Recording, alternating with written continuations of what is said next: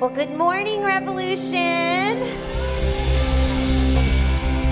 My name is Grace, and I am so glad that you are all here today. I'd love for you guys to all stand together. We're going to spend some time just really focusing on Jesus and the goodness of Him and just lavishing in His presence. And we just are so thankful you're here with us today, and we hope you'll sing along with us.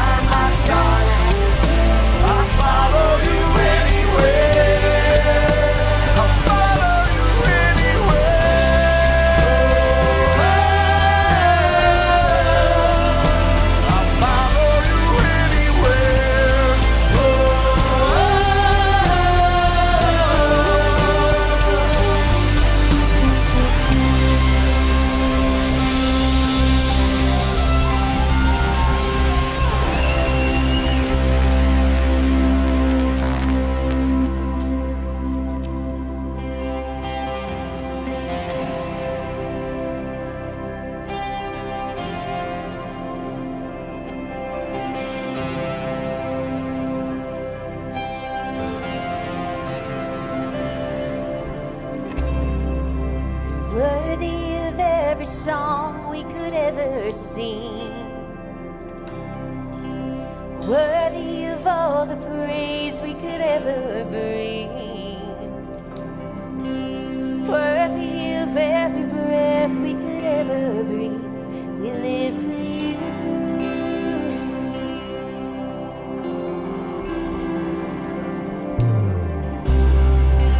Jesus, the name above every other name.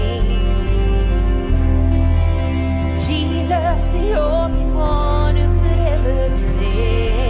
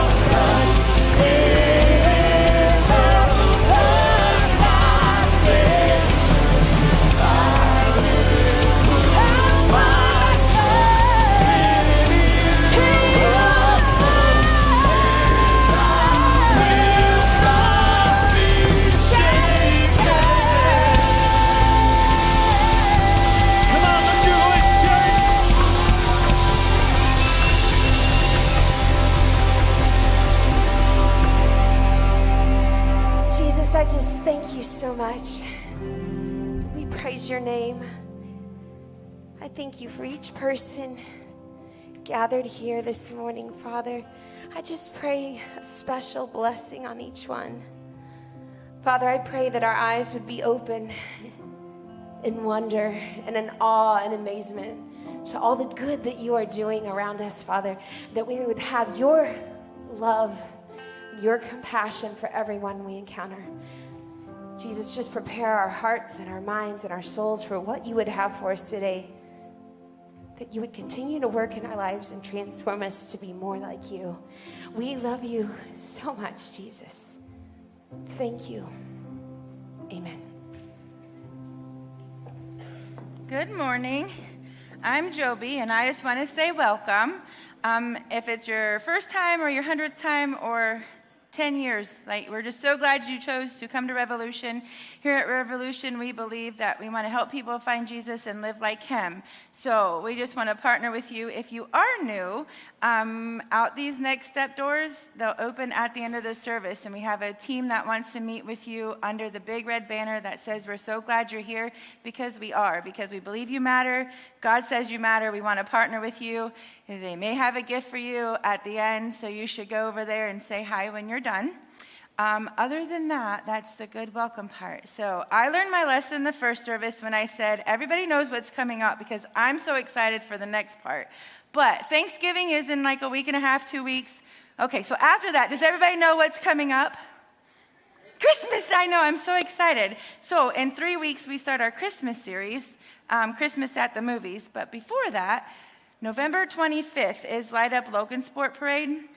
And we do have a float in that, and that's all good and taken care of. But we are going to have some stations around the parade route that we're going to serve hot chocolate to our community. So just another way to show them that they matter, we love them. We want to serve them, kind of give them our little motto, we want to help them find Jesus too. So we need like 8 to 10 people who don't mind serving hot chocolate. And if you want to do that, you can go to the app or revolutioncc.org and sign up, wear your You Matter shirt, serve hot chocolate, love on people that way. If you can't do that or don't want to do that, but you want to help, you can bring candy. So we need candy, lots of candy. This whole next week, you can bring it here to the church or bring it next Sunday, so we can do that. And then our Christmas at the Movies series that starts. It's going to be amazing. It's going to be huge. It's going to be amazing again, right? Because it's Christmas, and we love Christmas. No? Okay, my tree's up, and I have presents under there. Does anybody else? I am all excited for Christmas. October 30th, our tree went up this year. So, I'm way beyond ready for Christmas. But if you would like to serve with that, because we have a lot going on, and we do need some help. So you can also click on the app. The next step, you can go to revolutioncc.org. So since it was like half the room was excited for Christmas and half's really slow down, there's Thanksgiving, we're going to let you watch a video, and then you can be on my side. Merry Christmas, sweetheart. Christmas, eh? Never thought the day would come. Yeah, I'm excited about it too. Humbug! Who's in charge of this parade? When you find out, you tell me. Our holidays are always such a mess. That's ridiculous. Money. Keep the change, you filthy animals. Some people, they just lose sight of what's important in life. We must stop this whole thing. What? To sit on a throne of lies. Isn't there anyone who knows what Christmas is all about?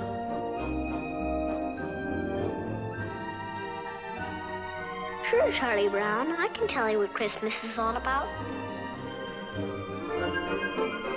For unto you who is born this day in the city of David a Savior, which is Christ the Lord. Happy birthday! One thing about trains. It doesn't matter where they're going. What matters is deciding to get on.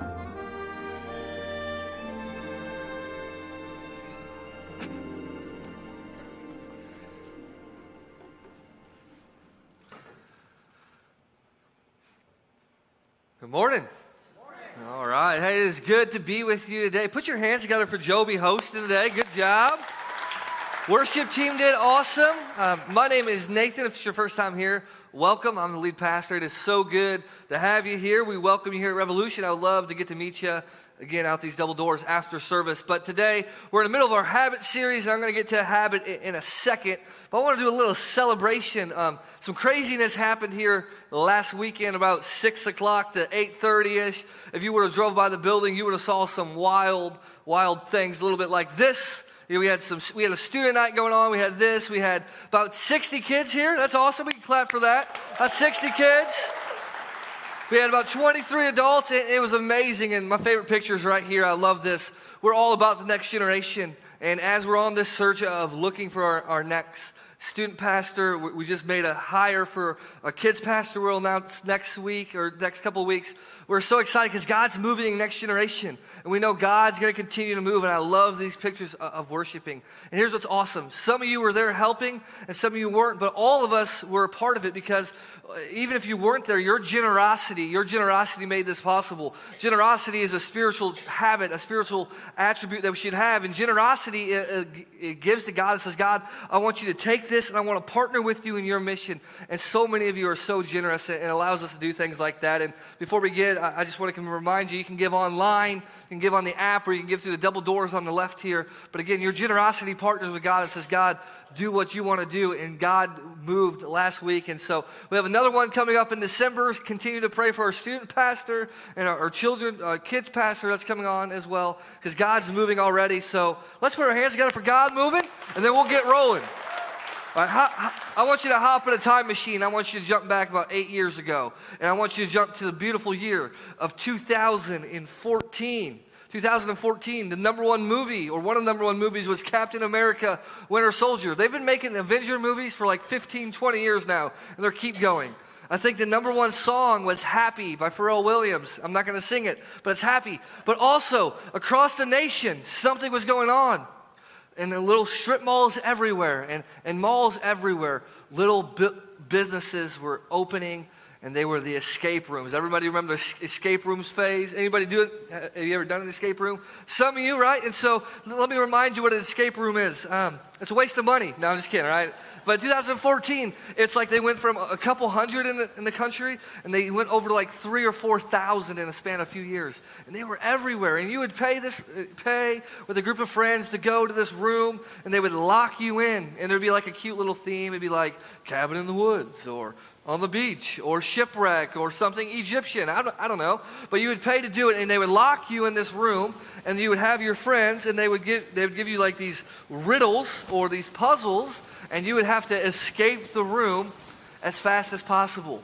Anybody ever done that? Some of you? It's not my jam. I would rather be stuck in the middle of nowhere, give us some beef jerky, Gatorade, and weapons, and see who comes back home. That's my type of escape room. But they had these other ones with puzzles, and I have dyslexia, so numbers and puzzles and little things. I went with a group of people one time, and I was not the smartest one in the room, right? I was probably the dumbest one, and like they're all moving forward, and I got like this little thing trying to figure out this number, and like I worked on it for like 30 minutes, and they're like, yeah, that's not even part of the room. Like, what's going on here, right? Like, so I did nothing, but I said that day, I said, one day, I'm not going to waste my money on this, so one day, I'm going to talk about escape rooms as a sermon illustration, and I'm going to make it a reference to our lives, and today is your lucky day. We're going to do it. This has been sitting since 2014, so it better be good, all right? So here we go. 2014, I realized something about these escape rooms. One, they cost a lot of money for me to do nothing. Two, that we live life, especially when it comes to emotions, trapped. And why people love escape rooms so much is I think we're used to being trapped. We're trapped in situations. We're trapped in seasons. We're trapped in emotions. We're trapped in stages of life. And you can call those rooms, if you will. And so today, as we're looking at this series, Habits, and we're looking at building habits and breaking habits, I want to look at a habit, or a room, if you will, that I know, if you allow it to, can change your story. And it's a room that is going to be either you struggle with it quite a bit, or someone you love struggles with it quite a bit. And typically how it goes is if you're married, one of you struggle with it a lot, and the other person does not struggle with it at all. So here's the room today. The room of, finish it for me, anxiety. The room of anxiety and the room of worry. So here's what I want to ask you. I'm not going to ask you if you have anxiety. Here's what I want to ask you a better question. How many of you know someone who has anxiety or worry problems? All right, everybody's hand should go up. And so the world has shown us, the science has shown us, psychologists have shown us in the last 80 years. So 80 years, you think 80 years ago is a long time, right? 80 years ago, though, was around World War II was happening. 80 years ago, in the span of 80 years, JFK assassination. There was other wars going on. There was wars in America. There was 9/11. There was the 2008 money crisis. There was COVID in 2020, and now there's all the craziness happening. And so what that 80-year span has shown us is that every decade, every few years, that when we were doing studies of Americans, even though we're the wealthiest country, most successful country, that we're the country that has the most anxiety and the most worry. And that's just talking about big issues. That's not even talking about your personal issues. So you start talking about your personal issues and all the things going on, it kind of makes us ask this question. Can I really escape anxiety? Is there a way to live life not paralyzed and trapped and stuck in my worry and my anxiety and all of my feelings and all these things going on? Is there a way to live that way? My answer is yes. And I know I'm just some dude that some of you know or don't know that's wearing purple pants, right? I get it. You're like, do I believe him? So I've studied this. My wife is a mental health therapist. She's dedicated her life. We're paying for a lot of schooling for this, right? So I've talked to her about this. I've read the Bible. And through my conclusions is yes, you can. You can escape anxiety. Now, I'm going to give it a little, just pin that. I'm going to come back to that. So here's the habit today. We want that habit of not letting anxiety trap you. Everybody say trap. Trap. Because I said trap because trap, I think, is a great term to use when it comes to anxiety because it traps us. It feels like we can't move. It feels like we can't think. It feels like we can't get past this situation. We're just trapped. And I believe today we can build a habit of not letting anxiety trap us. But let me say this. When it comes to anxiety and worry, we're all over the spectrum. Some of you, and Christians, we got to talk about this. Some of us, it's okay. We need medicine and we need a counselor. You know what? That's all right, right? And some of us, we're like, hey, I don't worry about anything, right? You're way over here. You're not worried, but everybody else is worried about you. And some of us in the middle, we just need to have a little bit more trust and faith.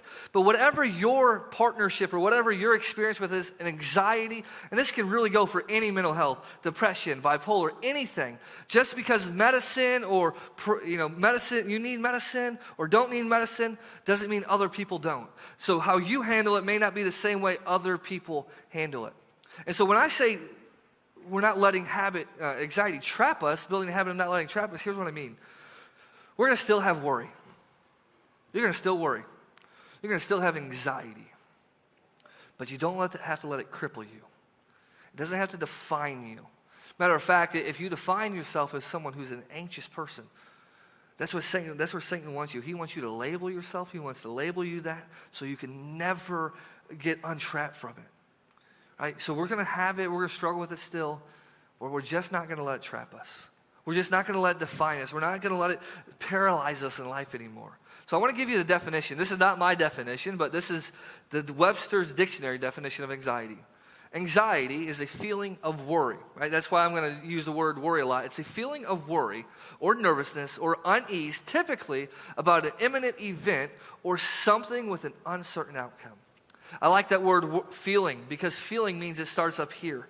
It's something we thought. It's something that we think. And so when it comes to anxiety, some of us, it's a thought, but then it becomes a physical thing, and we shake, and we have panic attacks. But for other people, it's just right here. It's in my mind. And I read this book recently called Winning the War in Your Mind. And he said this, the author says, we need to think about what we think about. We need to think about what we think about.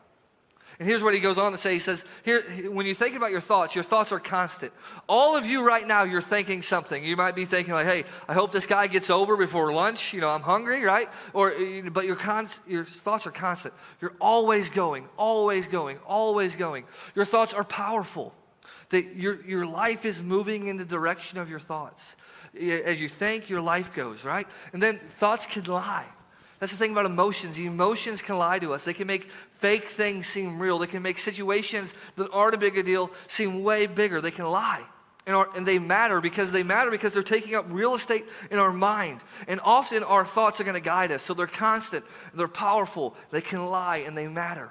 And What's amazing about this is God knew that most of our battles, or some of the biggest battles in our life, are going to start in our minds.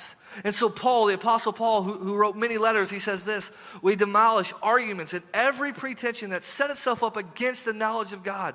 Right? It's like, what are you talking about? And then he gets into it. He says, and we take what?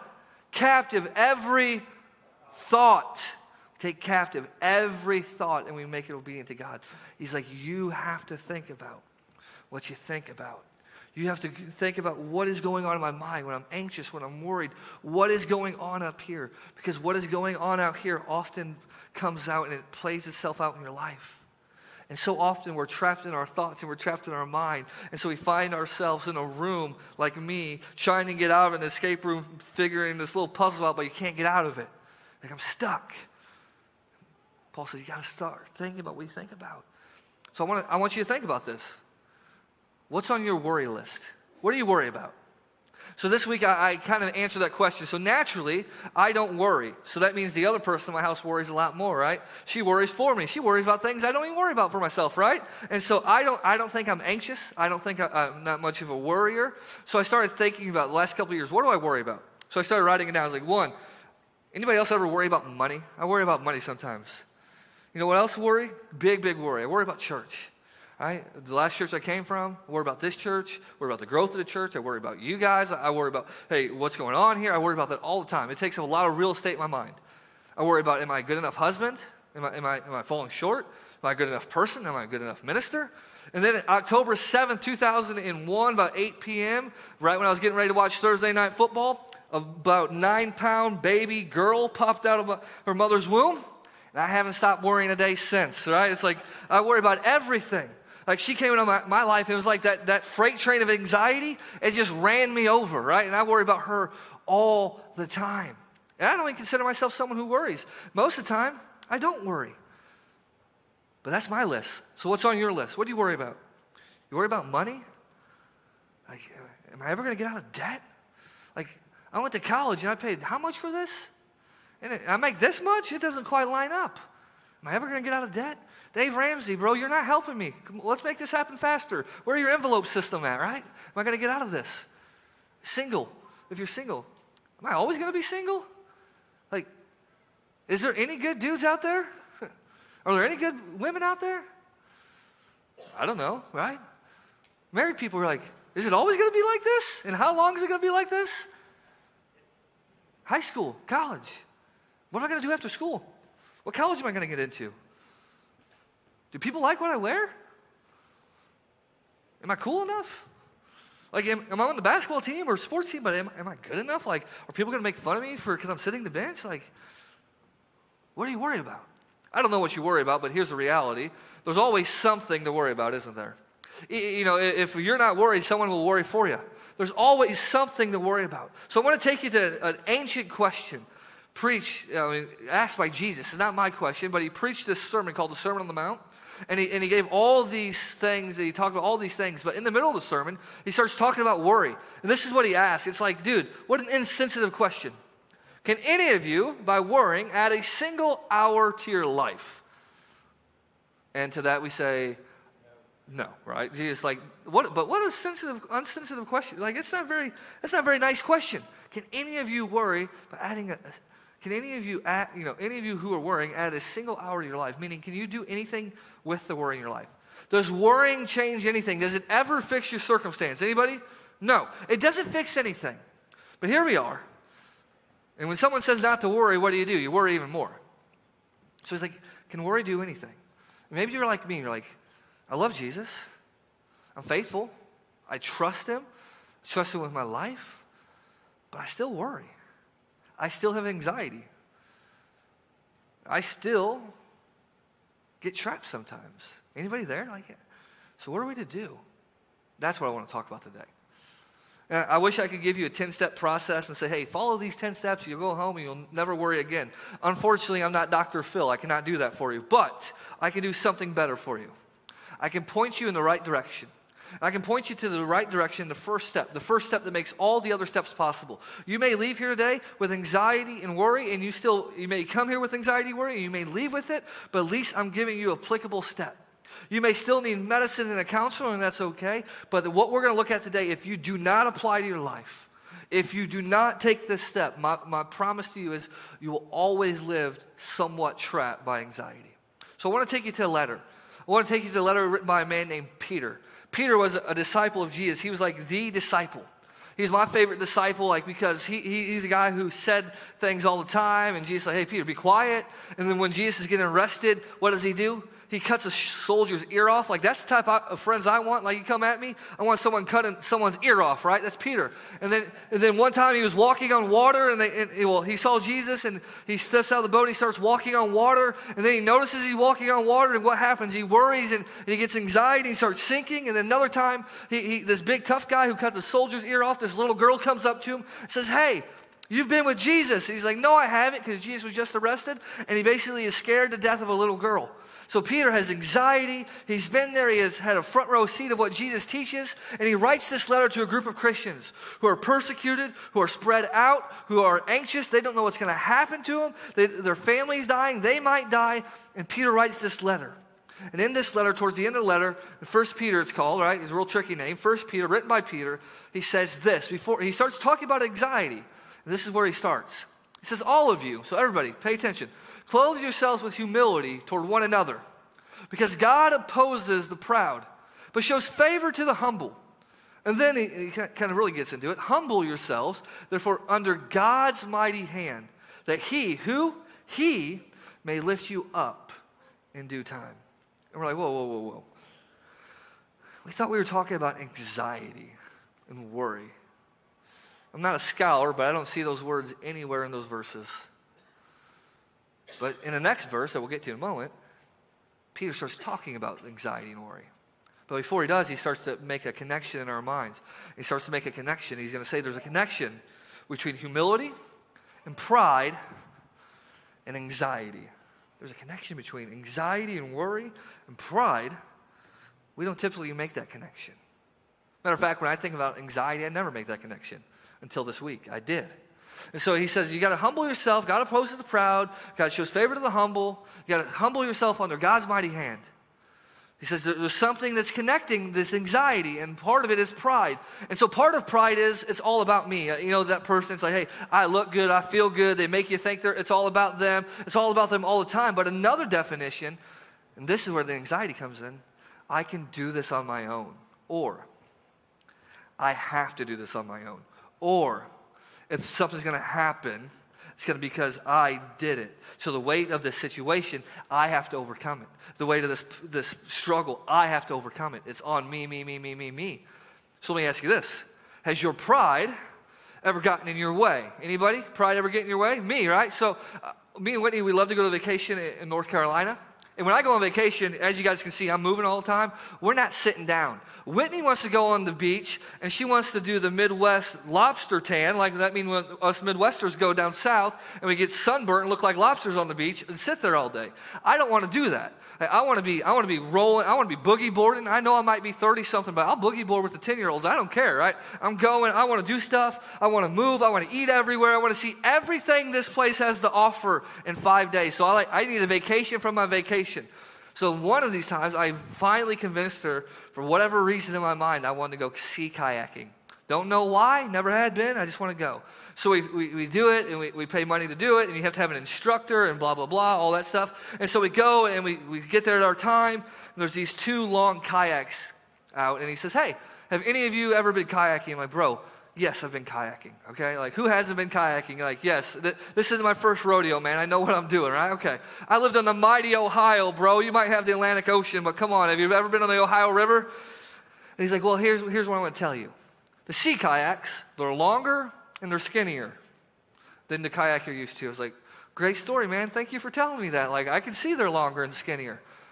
He's like, no, they're longer and skinnier. I got you, bro. I got you, okay? So he's like, well, we got to sit here, and they have these little foot pedals. I had never done the foot pedals, so that was new to me. And he's like, hey, I want to tell you what we got to do. So he sits us in there, and we're on land. I'm like, dude, there's people on the beach that are looking at us like, you guys, it's a kayak. Like, come on. and he's telling us all these instructions. And I tuned him out 12 minutes ago, right? I'm like, okay. Whitney's over there looking at him the whole time, like she probably had it memorized. Like she could tell list by list what to do. And he's like, are you guys ready? He's like, dude, ready 15 minutes ago, but yeah, let's roll. So he's like, okay, I'm going to push Whitney in first. So he pushes Whitney in. She's floating, all good. He pulls my kayak up there. Remember, it's longer and skinnier. And he pushes me about 6 inches into the water, okay? There. So he pushes me out, and I'm probably like this far from the beach. You know what I do? I shift my big old booty on the skinnier and wider kayak, and with all these people on the beach, I flip over. I'm rolling, right? I'm rolling here. And then I get my pride that says it's all about me in the way, right? And so I say, I know what I'm doing, dude. And then he has to get out of his kayak, flip me back over. I flip over again. My kayak has water in it, but I'm too prideful to tell him it has water in it. So for 2.5 hours, I got a water sinking kayak, right? All because my pride got in the way. Said, I got this, I got this, I got this, I got this. And so pride says it's all about me. I have my financial situation says, hey, I got to overcome this. I got to do this. I got to do this. If it's going to happen, I got to do it. I got marriage issues. I don't need a counselor. I can do this. I don't need help. I can do this. It's me. And Peter says, maybe, I don't know you, maybe, just maybe, your pride, thinking it's all about you and you overcoming it, maybe your pride, what's keeping you trapped in anxiety. Whew. He's like, what? I'm like, what, Peter? What are you talking about? He's like, listen. Your pride is telling you, I have to carry the weight of this anxiety. Maybe you were carrying something you were never meant to carry. Let me show you. This backpack here, full disclosure, I had another backpack I was going to use, and I put too much weight in it, and it ripped. So now I have this backpack, okay? So this backpack is your life, and this weight is all... And yes, I have bigger weights at home, okay? I know what you're thinking, all right?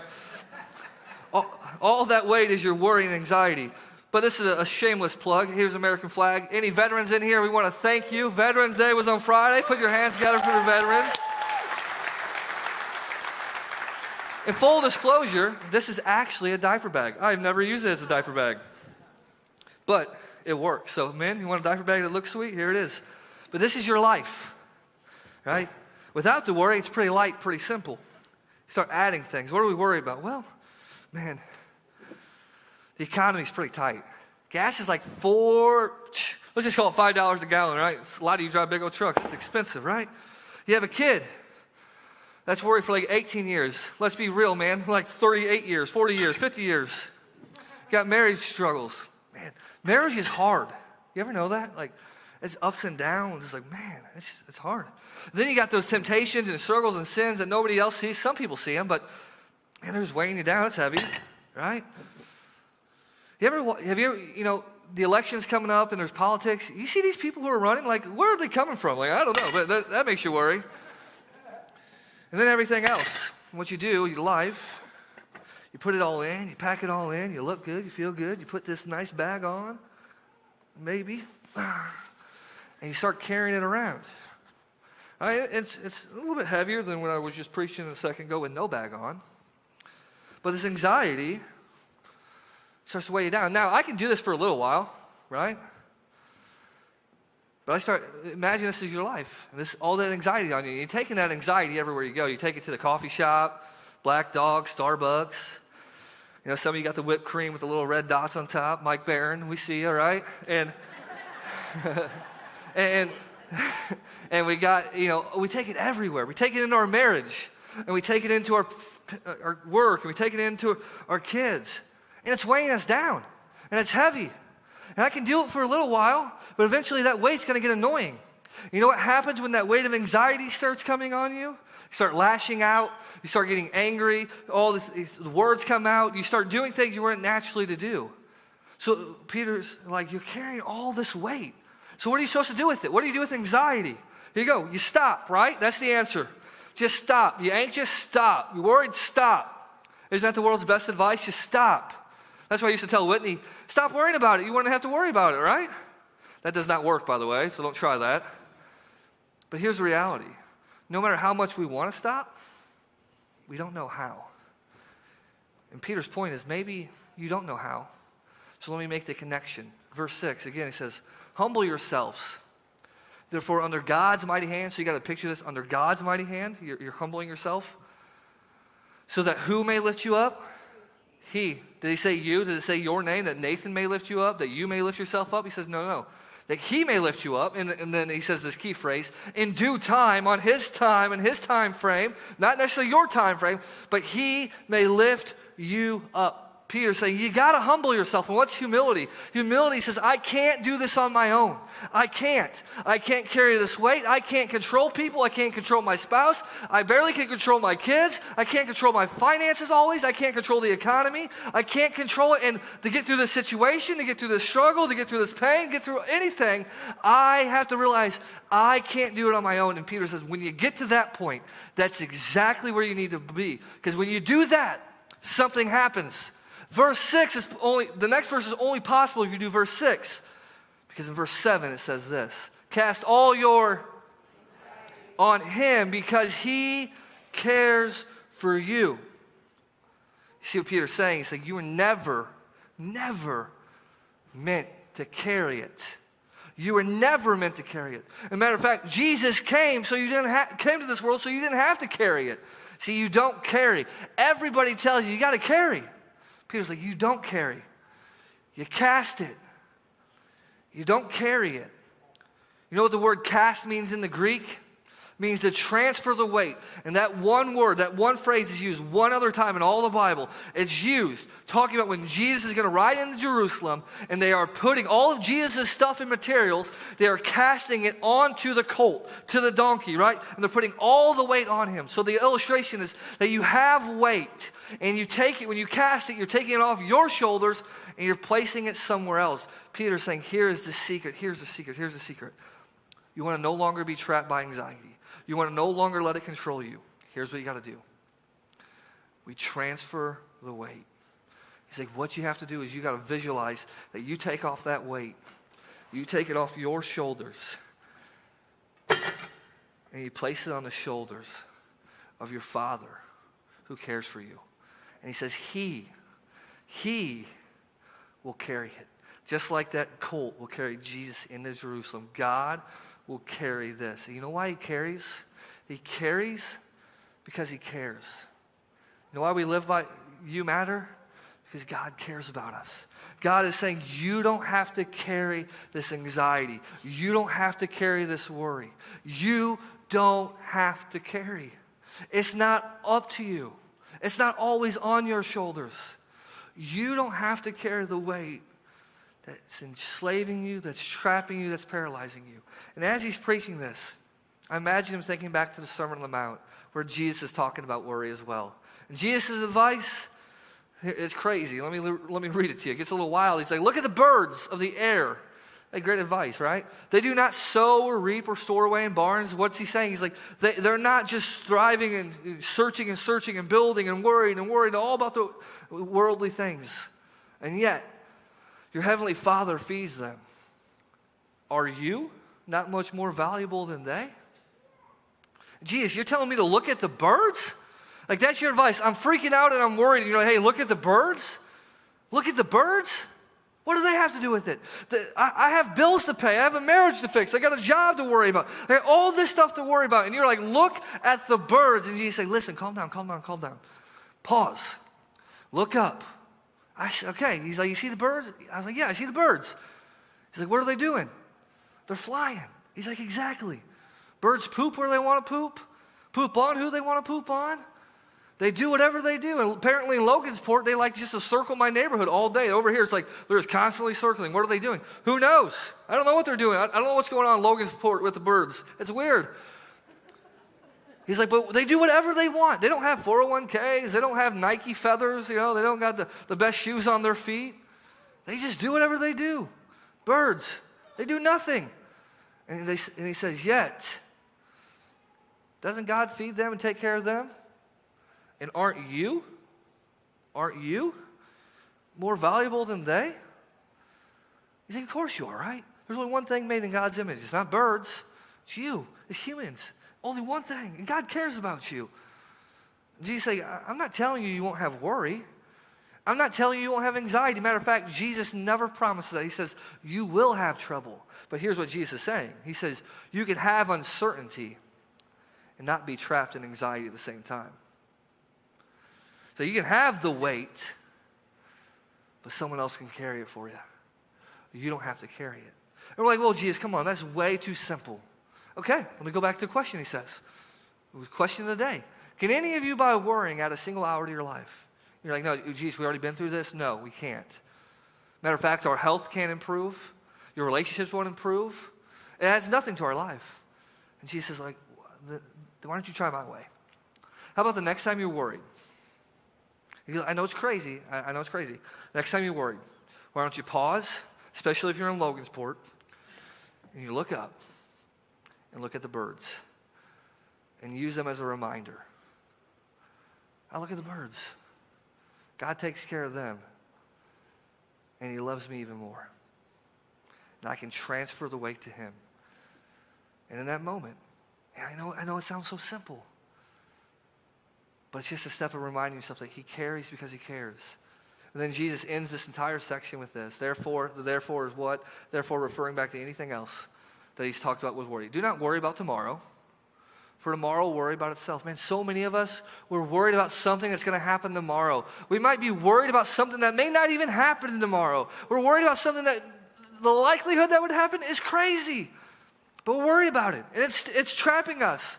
He says, don't worry about tomorrow, because each day has enough trouble of its own. 2,000 years ago, Jesus said something crazy. He says, here's a plan. You live today. You work hard today. You try to save. You try to get the job. You try to work on your marriage. You try to do all these things. You work. You study. You work hard. You thrive. You be smart financially. You do all this stuff. Make good decisions. And I'll worry about tomorrow. You just worry about today. Today, you just remind yourself that the Father loves you. Today, you just remember, tomorrow will have its own trouble, but I'm going to live in today. And so what if we could wake up every day? What if you could wake up every day and live your life as if you were absolutely confident that God was your Heavenly Father and that he could be trusted? What would change if you could just trust him? Because here's the reality of anxiety. He either carries or you do. Someone has to carry this. Someone has to carry this weight. And you know, like I do, it's either you or it's him. And maybe for far too long, some of you have been trying to carry something you were never meant to carry. But here's the secret. To cast, you gotta let go. Let go of what? Let go of control. Let go of pride. Let go of saying it's only up to me. Now, Jesus says, I want you to work hard. I want you to live life. I want you to make smart decisions. I want you to try your best. But you just don't have to go alone. Because your Father's going to be right there along with you. He's going to carry the weight of tomorrow. So you live today. So I want to end today with this. I want to say a line. This is just the start of a prayer. Maybe this is a prayer you can start saying this week. I'm not foolish enough to think that you're going to leave with none of your anxiety. But maybe this step will help you today. So I'm going to say a line, you say a line. Father, today I'm transferring the weight.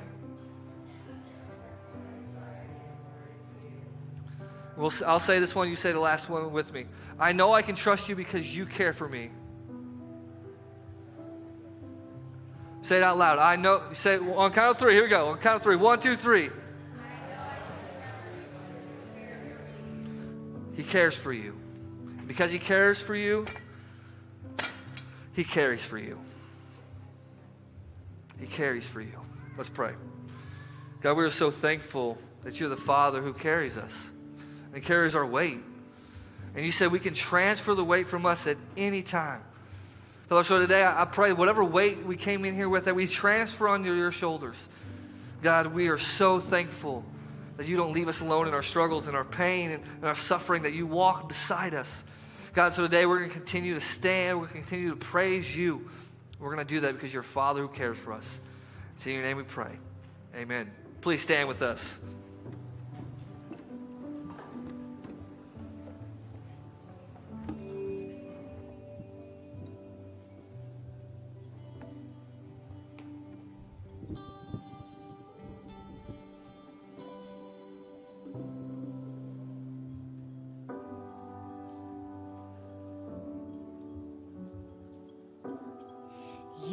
are not hidden.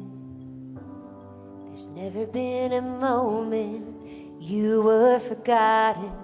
You are not hopeless. Though you have been broken, your innocence stolen, I hear you whisper underneath your breath. I hear your SOS, your SOS.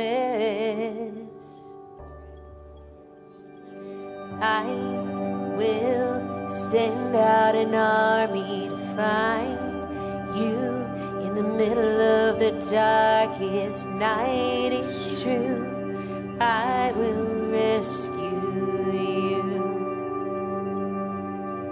There is no distance that cannot be covered over and over. You're not defenseless. I'll be your shelter, I'll be your armor. I hear you whisper underneath your breath. I hear your SOS, your SOS.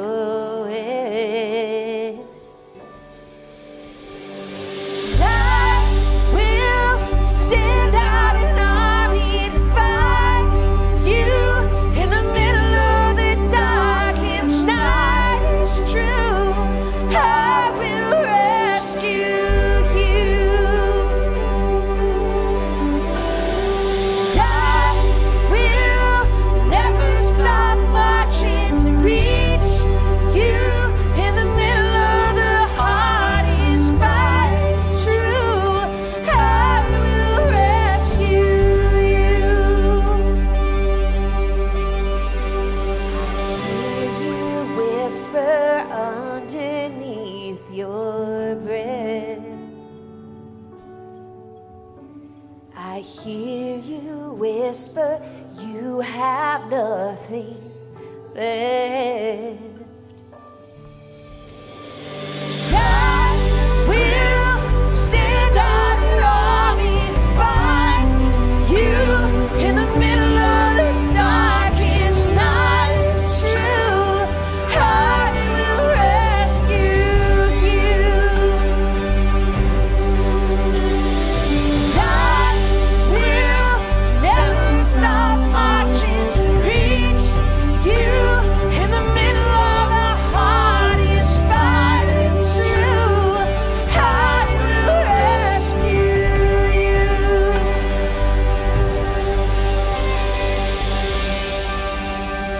Oh, I will rescue you.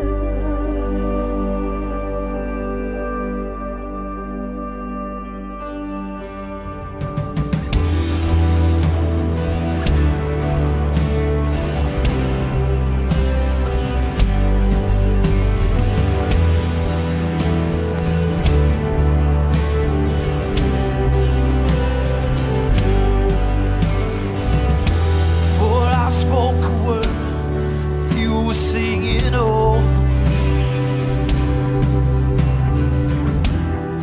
You have been so, so good to me. Before I took a breath, you breathed your life in me. You have been so, so kind to me. Oh, the overwhelming, never-ending, reckless love of God. Oh, it chases me down, finds till I'm found, leaves the 99. Oh, I couldn't hurt it, I don't deserve it, still you give yourself away. Oh, the overwhelming, never-ending, reckless love of God.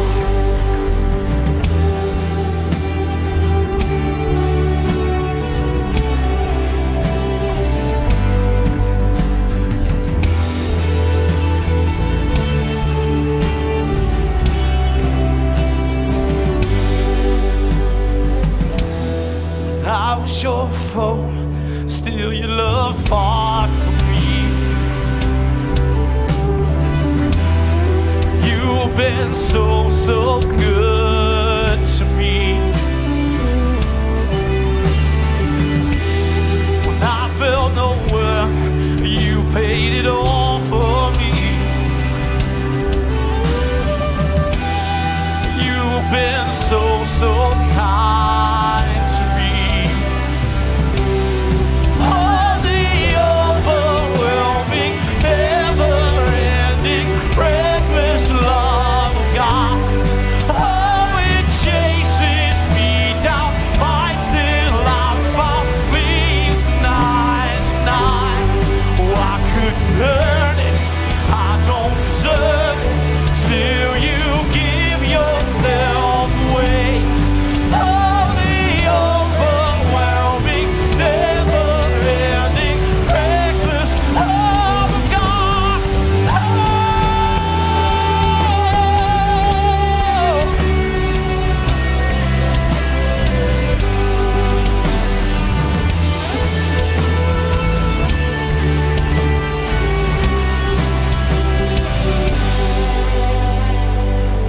There's no shadow won't light up, mountain you won't climb up, coming after me. There's no wall you won't kick down, lie you won't tear down, coming after me. There's no shadow you won't light up, mountain you won't climb up, coming after me. There's no wall you won't kick down, lie you won't tear down, coming after me. There's no shadow you won't light up, mountain you won't climb up, coming after me. There's no wall you won't kick down, lie you won't tear down, coming after me. There's no shadow you won't light up, mountain you won't climb up, coming after me. There's no wall you won't kick down, lie you won't tear down, coming after me.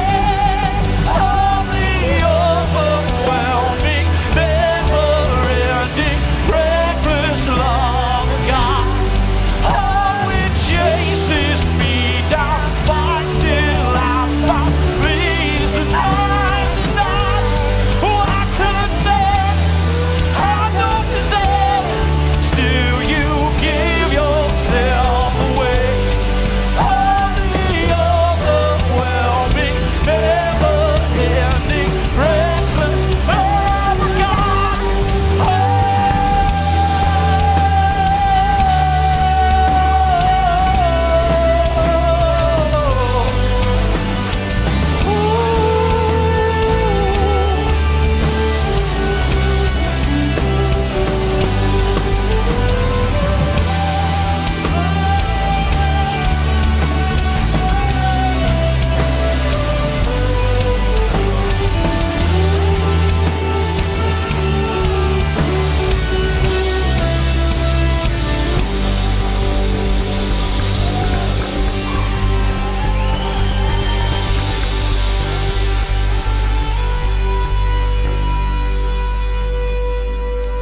Thank you so much for being with us today. What a powerful service. Man, as a mom, today hit me really, really hard. We don't want you to leave here today carrying that weight, carrying that burden. And we have friends in the prayer room back here that would love to meet with you and pray with you and pray over you. Don't leave here today carrying that weight and burden. And if you're watching along online with us, make sure to log onto the app and share your prayer requests there. Our prayer team meets daily to pray over your needs and requests. You are all so loved. We hope that you have a great week. If you're new here, make sure at the end of the service to walk through these two barn doors back here where it says Next Steps and look for the folks in the bright red shirts. They would love to meet with you. They have a gift for you and just welcome you to the church family. Thank you so much again for being here. We look forward to seeing you next week. Have a great week. We love you guys so much.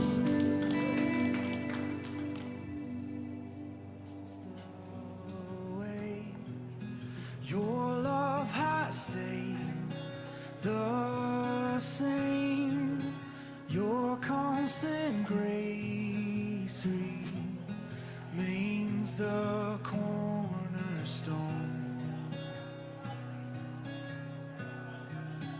Things that we thought were dead are breathing in life again. You cause your son